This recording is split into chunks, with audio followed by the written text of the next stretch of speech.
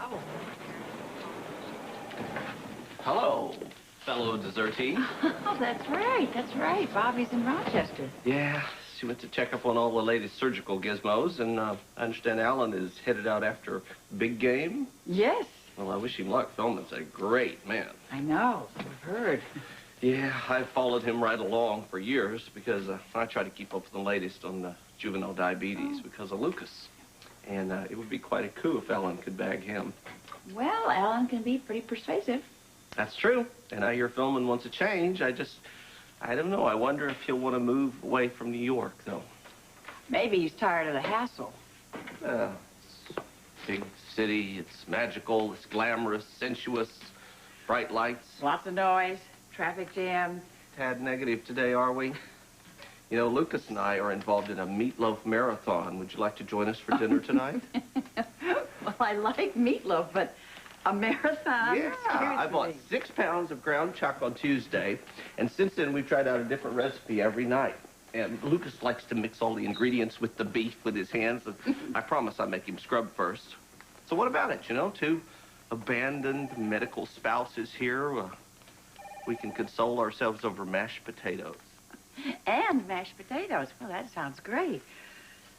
Oh, there's Emily. She's going to be missing Alan. Bring her along. No, I don't think so. I think she'd rather enjoy Lila's company than mine. Is that so? So it seems. Well, is there more you'd like to say about that? Oh, you give me a little time, I could say a lot more. Fine. Then we're on. Mashed potatoes, meatloaf, tonight. Be there. I will. Thanks, Tony. That was a nice non-sexist present. I'm glad he liked it. Kids at that age are so cute. Well, they sure are. He doesn't always take quickly to people, though, even friends bearing gifts. You have the right touch. Well, maybe with kids at the single-digit age. But that was reassuring anyway. So Emily's giving you trouble. Emily and I aren't giving each other much of anything these days. Tony, I just keep making one mistake after another. Well, mistakes with kids are pretty much a given. And I would bet that you're being too hard on yourself. No. It's like I keep missing these chances. Like last night, Alan at the last minute asked me if I wanted to go to New York with him.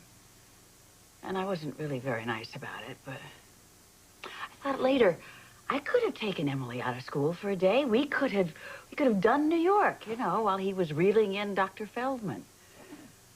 Although, maybe if Emily had thought about how many hours she would have had to spend with me, she would have hated the idea. I doubt it.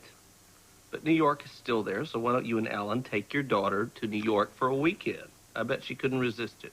Oh, daughter, that just sounded so strange. Is that a bad omen? Yeah, I think you're just not used to it. Neither is she, I know that. And I also know that this adoption is going to be finalized soon.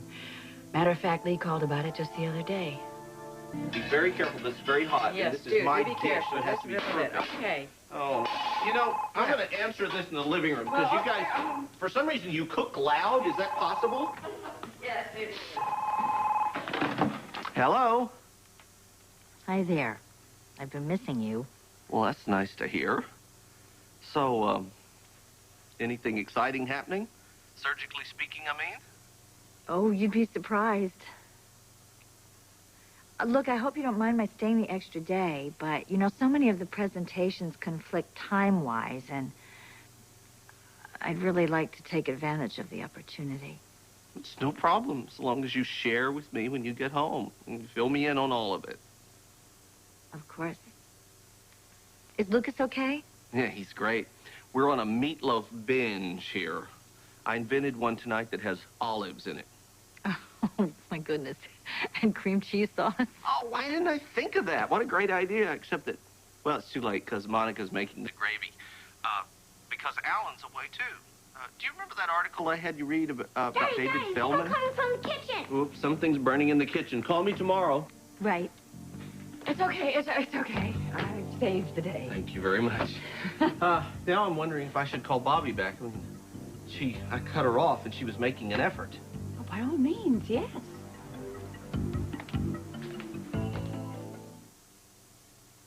You have a number in Rochester? Well, somewhere, but where? No. Wait a minute. Do you remember that advertisement on TV about Star Redial, where you're supposed to get the last number that had called you back on the line?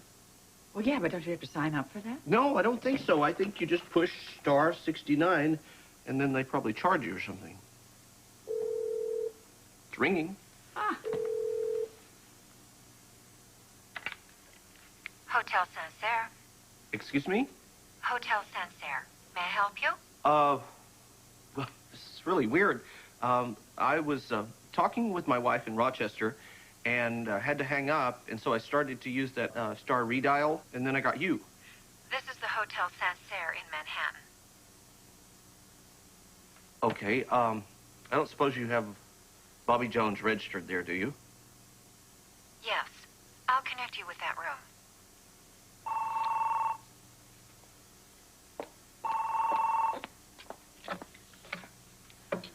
Hello?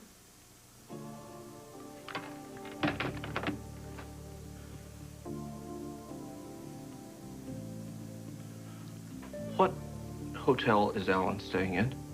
The Sancerre. Why?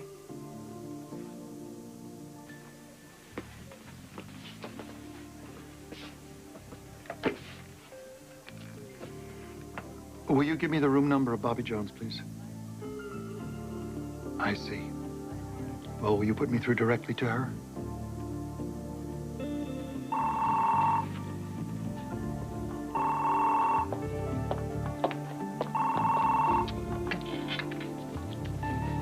Hello? Hi. I'm here. It's great. I think so, too. I'm going to check in, and then I'll call you from my room. I'll be waiting.